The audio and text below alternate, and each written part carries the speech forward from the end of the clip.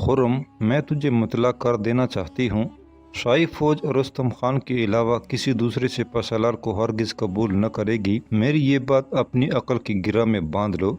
जिस रोज़ तुमने रुस्तम को निकाला उसी रोज़ फौज का एतमाद खो दोगे और कई सरदार बगावत और सरकशी पर आमादा हो जाएंगे। जाने मादर, ये बातें खुद तुम्हारे सोचने की हैं और मैं समझती थी फिरोज शाह ने तुम्हें फौजी ऊंच नीच से आगाह कर दिया होगा। आखिर तुम 5 साल तक क्या करते रहे हो? इस इत्तला ने शमशेर को वर्त हैरत में डाल दिया। उसी वक्त जमुर्द दाखिल होकर दारोगे महल खूबसूरत बे के आने की खबर दी और मलका जहां ने एक माह से मलका का रूप अख्तियार कर लिया। खूबसूरत बेग अपनी सरकारी वर्दी में मलबूस मसल्ला पहरादारों के हमरा दाखिल हुआ और उसने जंजीरों में जकड़े हुए लाची खान को मलका के कदमों में फेंक दिया। शमशेर की नब्ज़ों में खून का दौरा रुक गया। दहशत ज़दा नज़रों से लाची खान की तरफ देखा, फिर एक कदम आगे बढ़कर बोला, अम्मी हुजूर, लाची खान मेरा दोस्त, मेरा मुशीर ख़ास है। इसे किस जुर्म में गिरफ्तार किया गया है?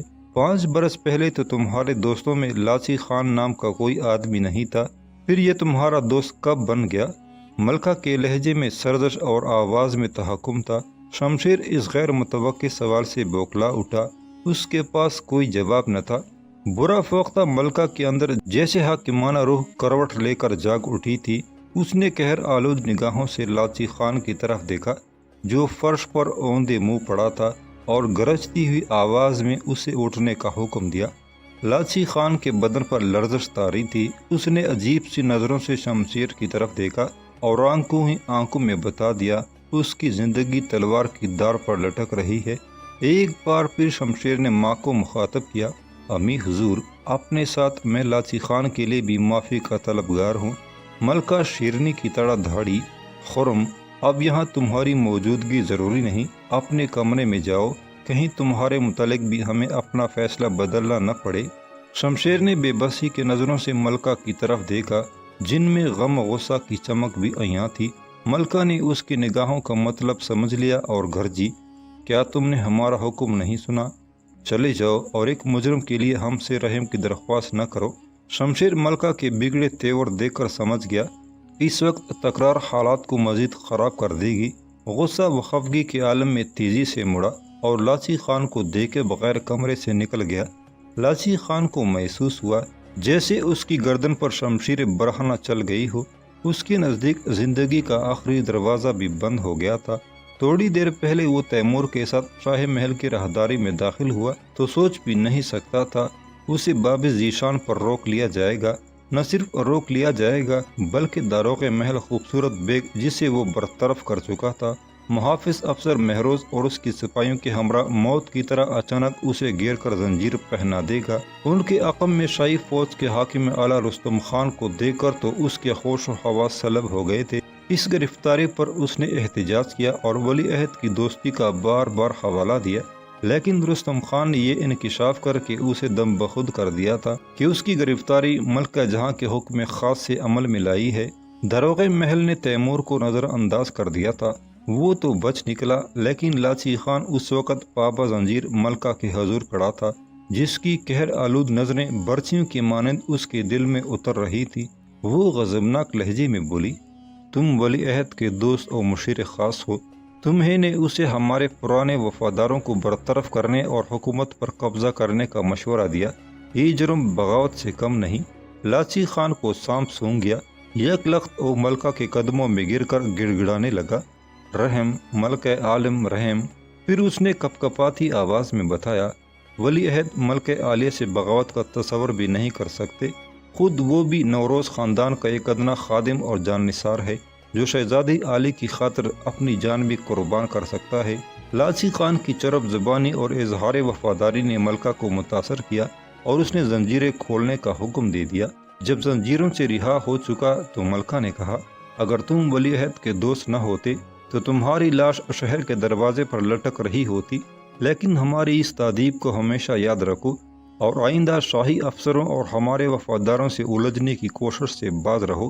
तुम सिर्फ खुर्रम के दोस्त हो, सरकारी ओहदेदार नहीं, लिहाजा मोहतात रहो। ये मत भूलो तुम्हारे गलत मशवरे वली अहद के मुस्तकबिल को भी तारीक कर सकते हैं। لاچی خان نے اپنی مکمل اور غیر مشروط وفاداری کا یقین دلایا، پھر ملکہ کے رحم و کرم کا دیر تک شکریہ ادا کرتا رہا۔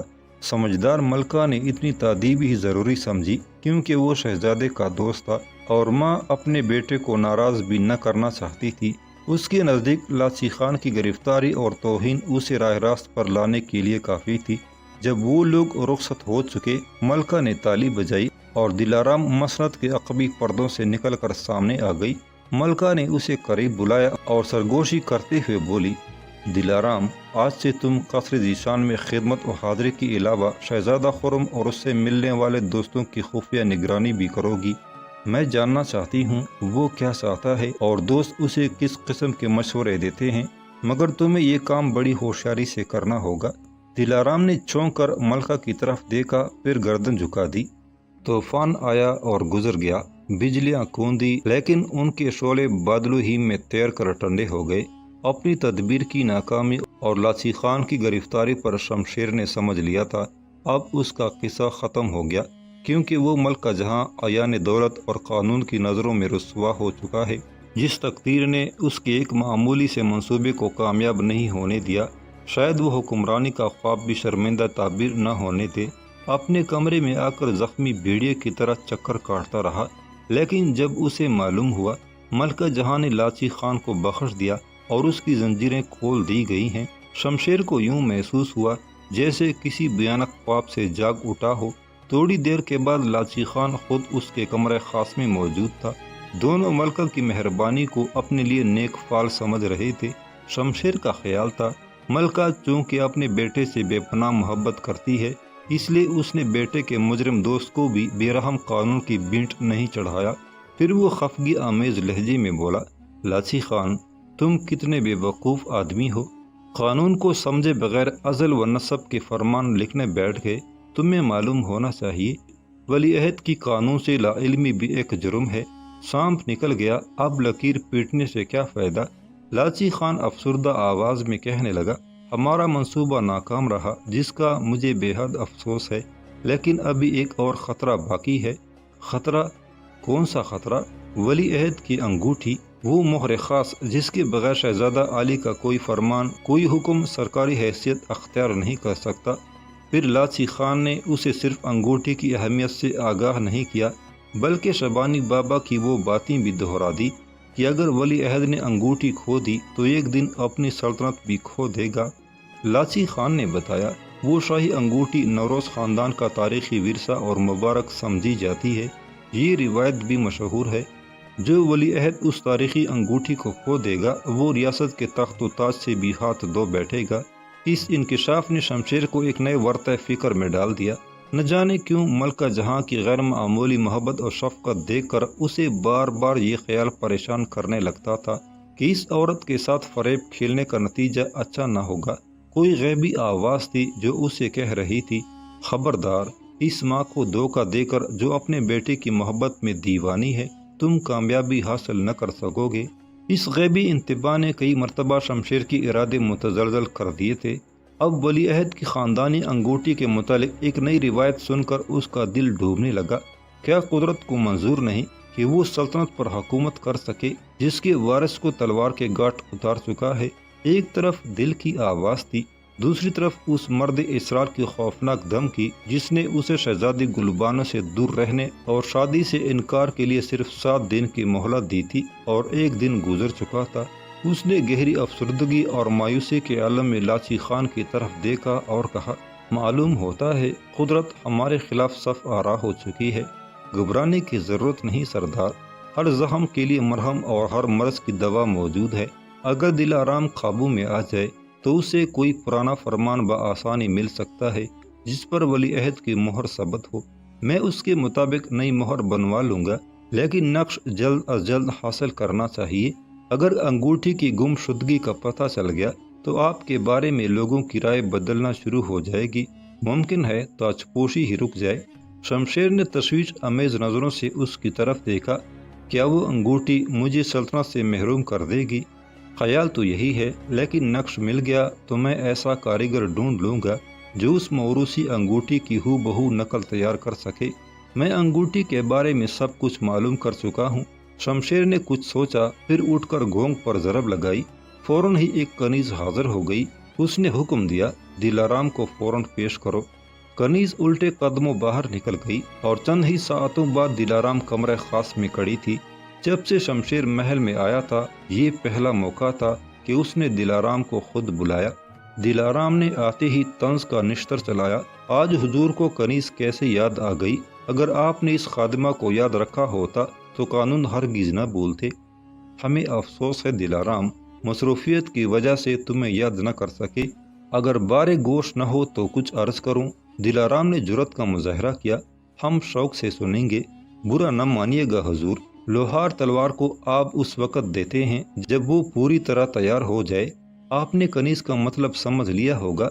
हमें खुशी है, माजी की तरह तुम आज भी ज़हीन और समझदार हो। ये कहकर शमशेर ने गोया एतराफ़ कर लिया कि उसके मशवरों का मोहताज है। यही बात दिलाराम की खुशी का बायस हुई। चेहरे पर मुसरत की लहर सी दौड़ गई। फिर किसी कदर झुक कर बोली, कनीज हाजिर है। शमशेर ज़रा संभल कर बोला, दिलाराम, तुम्हें याद होगा 5 बरस पहले तुम हमारी ज़ुबान कहलाती थी। हमारे तमाम अहकाम तुम्हारे ज़रिए नाफिज होते थे। याद है साहिब आलम, तुम्हारे पास हमारा कोई पुराना फरमान तो ज़रूर होगा। जी। दिलाराम सोच में पड़ गई। शमशेर ने फ़ौरन बात बनाई, हमारा मतलब है तुम हमारे अहकाम संभाल कर रखती थी।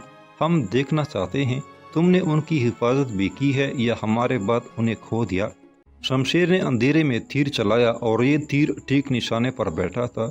दिलाराम ने पूछा, कितने फरमान चाहिए आपको? 1, 2, 10, 20। शमशेर के होंठों पर हल्की सी मुस्कुराहट थी। बहुत बेहतर, सुबह पेश कर दूंगी। दिलाराम की हाजिरी का मकसद पूरा हो गया। वो कसरे जीशान से निकलकर कसरे गुलरेज की तरफ चल दी। अगरचे इस बात पर खुशी थी, वली अहद ने उसकी हैसियत बहाल कर दी है, लेकिन हैरान थी उसने पुराने अहकाम क्यों तलब किए। वो चलते चलते यही सोचती रही, आखिर इस अजीबो गरीब ख्वाहिश का मकसद क्या हो सकता है, मगर जहन किसी नतीजे पर न पहुंच सका।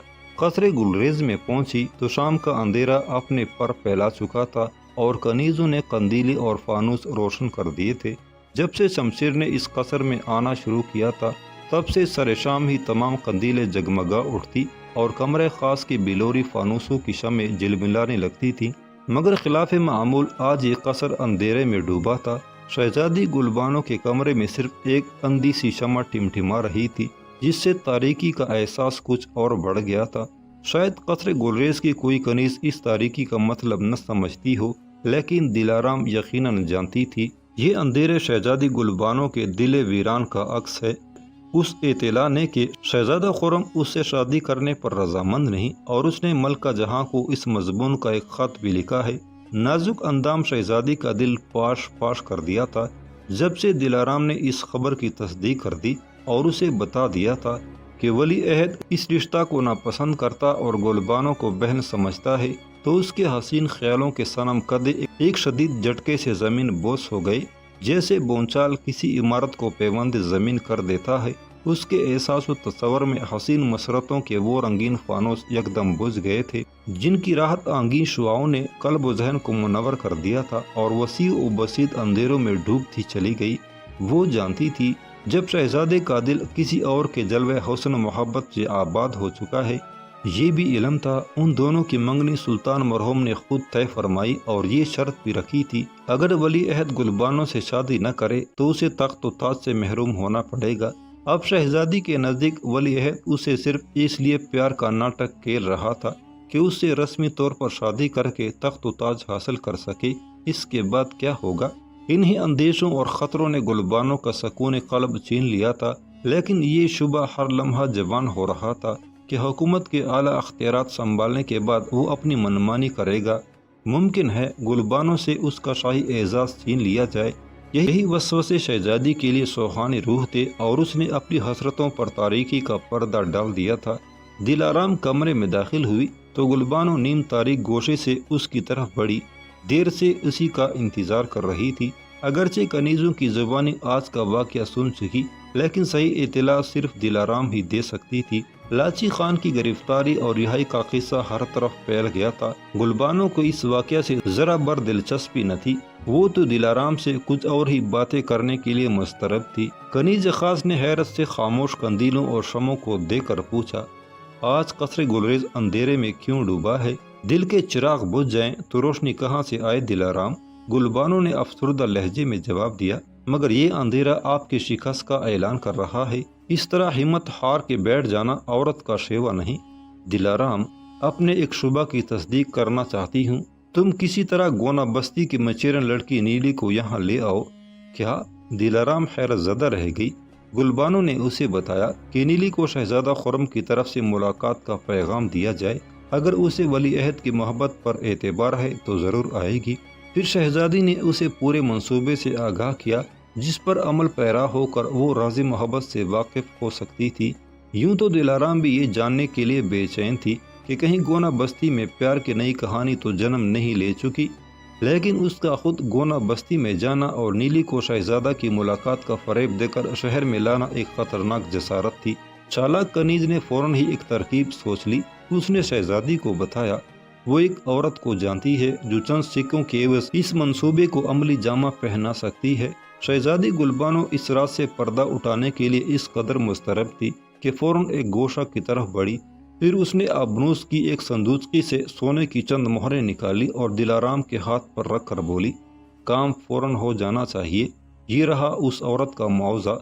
دلارام نے اشرفیاں چھوٹی سی چرمی تھیلی میں ڈالی اور اسی لمحے قصر گلریز سے چل دی۔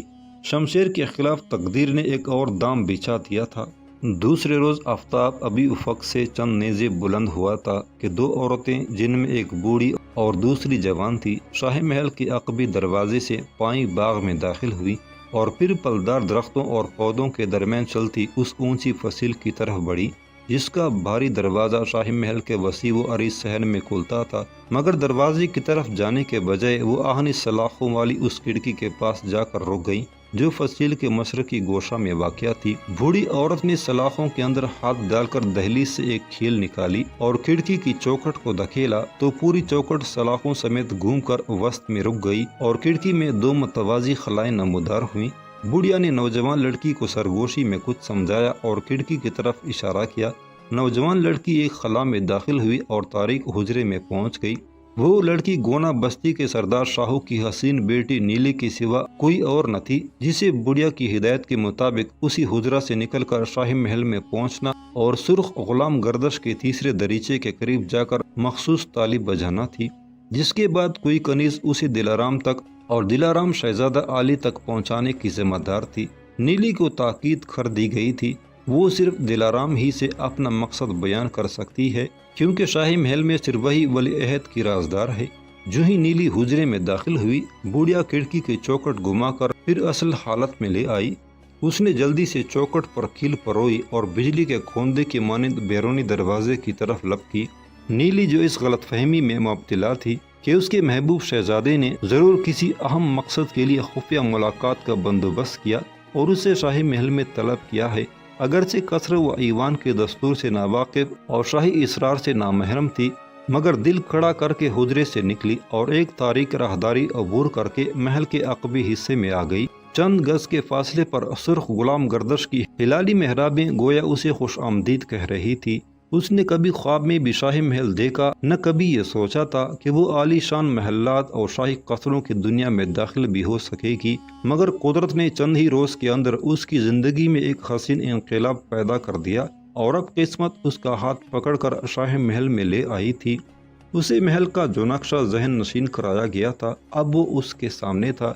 اپنے دل میں محبت کی عجیب اور سرور آمیز سی دھڑکنیں لیے اس نے چند گز کا فاصلہ جلدی سے طے کیا اور سرخ غلام گردش میں پہنچ گئی۔ ہلالی محرابی کے مدور ستون اسے سرگوشیں سی کرتے محسوس ہوئے۔ تیسرے دریچے کے پاس رک کر اس نے 3 بار مخصوص تالی بجائی۔ فوراً ہی ایک دروازہ کھلا، خادمہ باہر آئی اور نیلی ہدایت کے مطابق بولی، مجھے دلارام سے ملنا ہے۔ کنیز نے اس کے سراپا کا جائزہ لیا، پھر میرے ساتھ آؤ کہہ کر مڑی اور دروازے میں داخل ہو گئی۔ نیلی نے چپ چاپ اس کی پیروی کی۔ اب وہ ایک آراستہ اور پیراستہ کمرے میں کھڑی تھی جس کے فرش پر نرم دبیس قالین، دروازوں اور دریچوں پر لٹکتے زربفت کے رنگین پردے اس کی خوبصورتی میں اضافہ کر رہے تھے۔ یہ دراصل قصر گلریز کا عقبی کمرہ تھا۔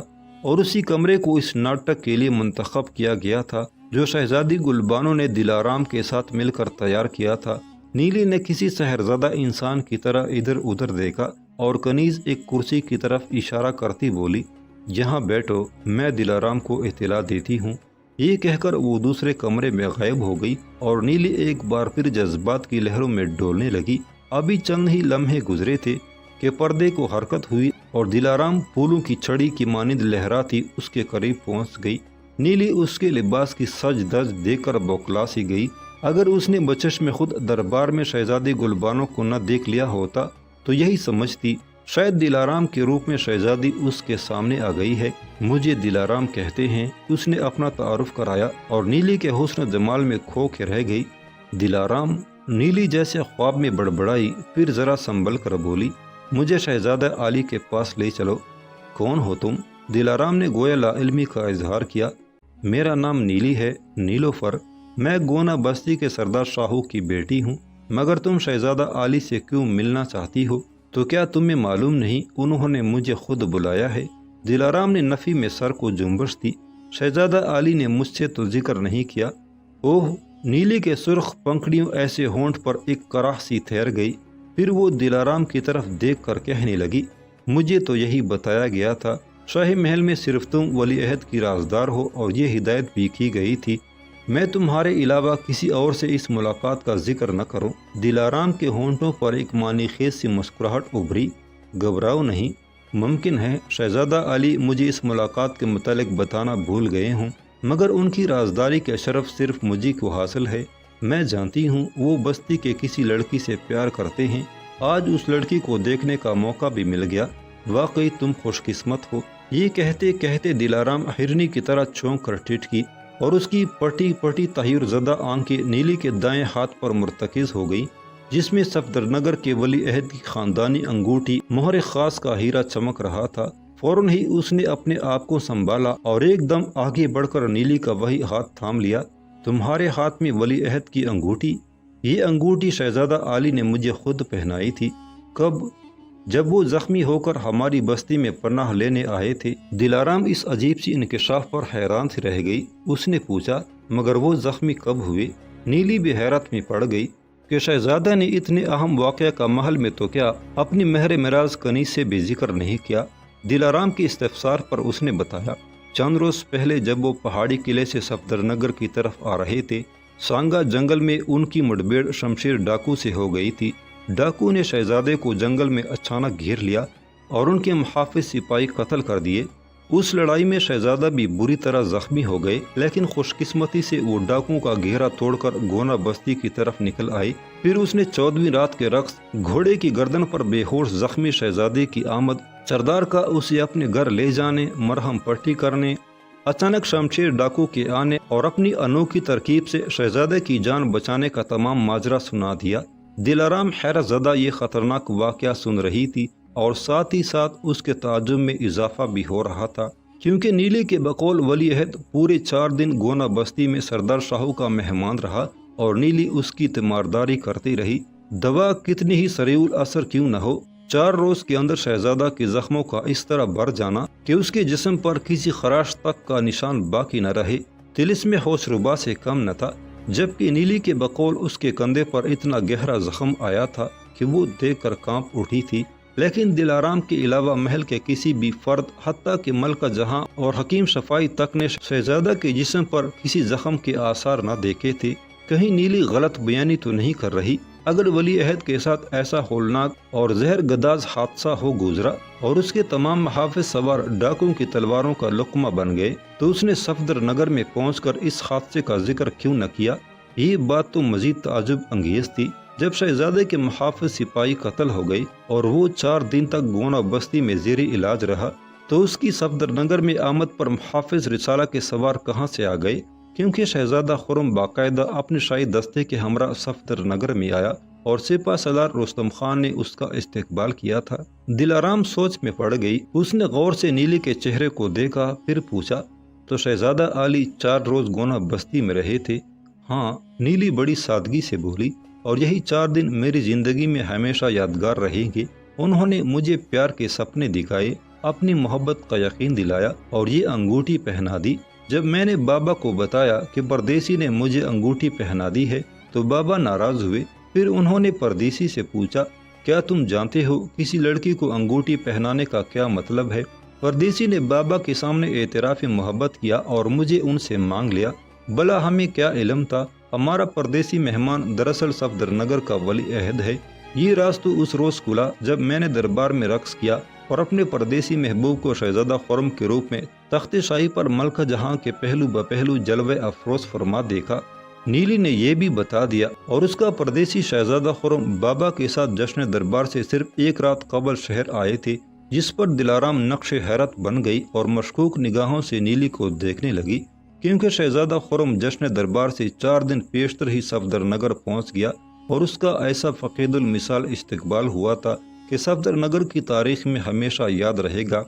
اب اس امر میں کسی شک و شبہ کی گنجائش نہ رہی تھی کہ نیلی سراسر جھوٹ بول رہی ہے۔ شہزادہ خرم سے اس کی عجیب و غریب ملاقات اور محبت سب افسانوی ہے۔ نہ صرف دلارام بلکہ پردہ کی اوٹ میں کڑی شہزادی گلبانو بھی اس کی حیرت انگیز اور ناقابل یقین کہانی سن کر دم بخود رہ گئی۔ اچانک دلارام کا لب و لہجہ بدل گیا۔ اس نے کہا، نیلی، اب مجھے معلوم ہو گیا، شہزادہ عالی نے مجھ سے تمہاری اس خفیہ آمد اور ملاقات کا ذکر کیوں نہیں کیا۔ تم نے ضرور کوئی سہانا خواب دیکھا ہے اور اس خواب کو حقیقت سمجھ کر شاہی محل میں چلی آئی ہو۔ کیا مطلب؟ نیلی کو دلارام کے الفاظ سے خطرے کی بو آئی۔ مطلب یہی کہ شہزادہ خرم پہاڑی قلعے سے واپسی پر نہ تو ڈاکوں سے بھیڑے، نہ ان کے محافظ سپاہی قتل ہوئے، نہ انہیں کوئی زخم آیا، نہ وہ زخمی حالت میں گونا بستی پہنچے، اور نہ تم نے 4 روز ان کی تیمارداری کی۔ وہ تو جشن دربار سے 4 دن پیشتر ہی اپنے محافظ سواروں کے ہمراہ صفدر نگر پہنچ گئے تھے۔ تم نے یقیناً کوئی خواب دیکھا یا پھر کسی چالاک آدمی نے تمہیں شہزادہ خرم کے نام پر دھوکہ دیا ہے۔ دلارام کی باتیں سن کر نیلی کا رنگ اڑ گیا، حیرت سے اونٹ کھلے کے کھلے رہ گئے۔ اچانک اس نے خود کو سنبھالا اور زبردست قوت ارادی کے ساتھ اپنا دایاں ہاتھ دلارام کی آنکھوں کے سامنے لہرا کر بولی، اگر میں نے خواب دیکھا اور وہ شہزادہ خرم نہ تھا تو ولی عہد کی یہ انگوٹھی بھی مجھے خواب ہی میں آ کر پہنا دی ہوگی۔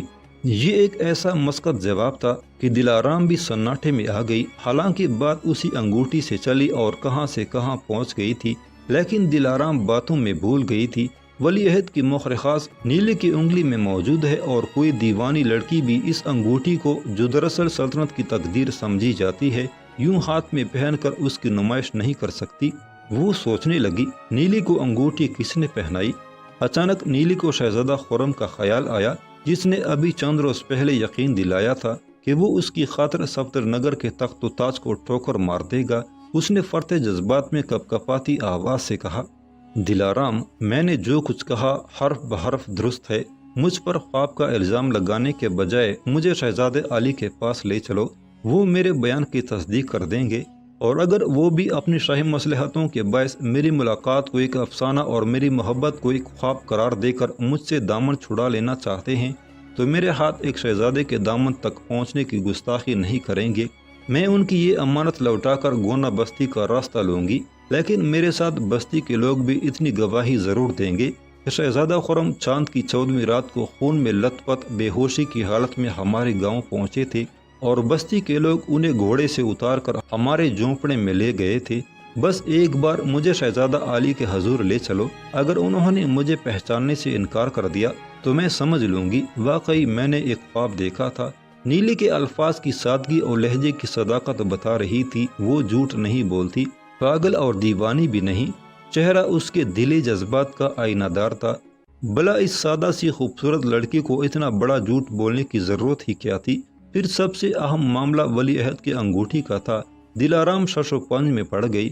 اس نے شہزادی گلبانو کے منصوبے پر اس لیے عمل کیا تھا کہ ایک شبہ کی تصدیق کر سکے، لیکن جس طرح طلسمی داستانوں میں جادو کا ایک سر کتنے سے کئی نئے سر پیدا ہو جاتے ہیں، اسی طرح ایک شبہ سے دردنوں شبہات نے سر ابار لیے تھے۔ تم کیا سوچنے لگی؟ شہزادہ عالی تک میری رہنمائی کرو۔ ابھی دلارام نے کوئی جواب نہ دیا تھا کہ وہی کنیز جو نیلی کو اس کمرے میں لے آئی تھی لپکتی جھپکتی کمرے میں داخل ہوئی اور دلارام سے کہنے لگی، آپ کو سرکار نے یاد فرمایا ہے۔ دلارام سمجھ گئی شہزادی گلبانو اس سے بات کرنا چاہتی ہے، جو دوسرے کمرے میں کھڑکی کی اوٹ سے ان کی تمام گفتگو سن رہی تھی۔ اس نے نیلی کی طرف یوں دیکھا جیسے اس کی بے چارگی پر رحم آ گیا ہو، پھر بولی، میں صرف 2 گھڑیوں کی اجازت چاہتی ہوں، میرا انتظار کرو۔ یہ کہہ کر کنیز ساتھ کے پردے کے پیچھے غائب ہو گئی اور نیلی حیرت زدہ دیکھتی ہی رہ گئی، مگر 2 گھڑی بعد جب دلارام دوبارہ کمرے میں داخل ہوئی تو ٹھٹک کے رہ گئی۔ کمرہ خالی تھا اور گونا بستی کے حسینہ جا چکی تھی۔ دلارام نے فوراً تالی بجائی، وہی کنیز پھر حاضر ہوئی اور اس نے کنیز کو نیلی کے تعاقب میں دوڑا دیا، لیکن نیلی تو جیسے چھلاوا تھی، شاہ محل سے اچانک اس طرح غائب ہوئی کہ اس کا نشان تک نہ مل سکا۔ وہیں باغ کی طرف کھولنے والی کھڑکی جس کی خلا سے نیلی ایک تاریخ سے حجرے میں داخل ہوئی تھی بدستور بند تھی اور باغ کے محافظ نے بھی کسی کو باہر نکلتے نہ دیکھا تھا۔ نصف گھنٹہ کی تلاش کے بعد شہزادی گلبانو اور دلارام حیران و ششدر ایک دوسرے کے سامنے کھڑی تھی۔